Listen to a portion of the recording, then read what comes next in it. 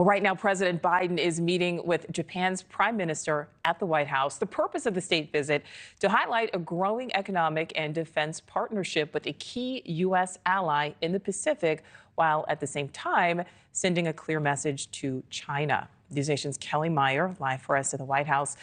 And Kellie, really beyond the pageantry of this morning's arrival, tonight's state dinner, there's a lot going on behind the scenes as well. Yeah, President Biden and Japan's Prime Minister are meeting in the Oval Office, talking about all the issues that are front and center for the two countries. The White House is already calling this a remarkable and historic summit and meeting between the two leaders. A senior administration official calling the relationship with Japan, if not our most important, one of the most important alliances that we have.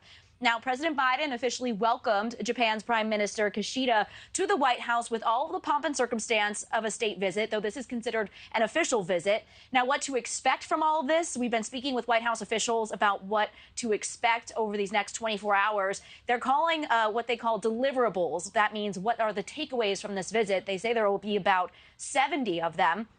He's meeting inside the Oval Office right now, and top of that agenda is the growing threat of China with risky military maneuvers in the Pacific. We know Chinese Coast Guard ships regularly patrol disputed Japanese-controlled East China Sea islands near Taiwan.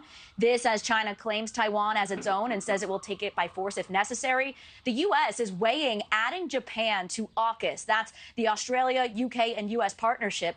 China is already objecting to Japan's prospective role in that. And China today is meeting with Taiwan's former president and touting a family reunion. To note, there are more than 50,000 U.S. troops stationed in Japan. Now, another topic that could come up is U.S. steel. President Biden just last month saying he opposed the planned sale of Pittsburgh-based U.S. steel to Japan's Nippon Steel, though a senior administration official waved us off it coming up, saying the relationship between the U.S. and Japan is far bigger than a single commercial deal. Also expected to come up, space exploration and AI. So the overall theme to this visit is the cherry blossom, a gift from Japan more than 100 years ago to celebrate the two nations' growing friendship. President Biden spoke to that theme in his opening remarks this morning. Take a listen.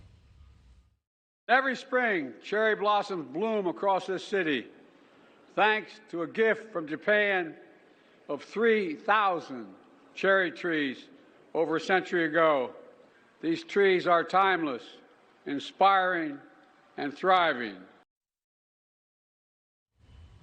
Now, that theme flowing into tonight's state dinner. NewsNation got a special preview of that. Cherry blossoms on the tables, cherry ice cream among the desserts, and entertainment will be provided by Paul Simon, a favorite of Japan's Prime Minister, also a fan for me, too. And tomorrow, Japan's Prime Minister will be attending a joint meeting of Congress. He'll be meeting with House Speaker Mike Johnson, as well as congressional leadership, and then return here to the White House for a trilateral meeting with the U.S.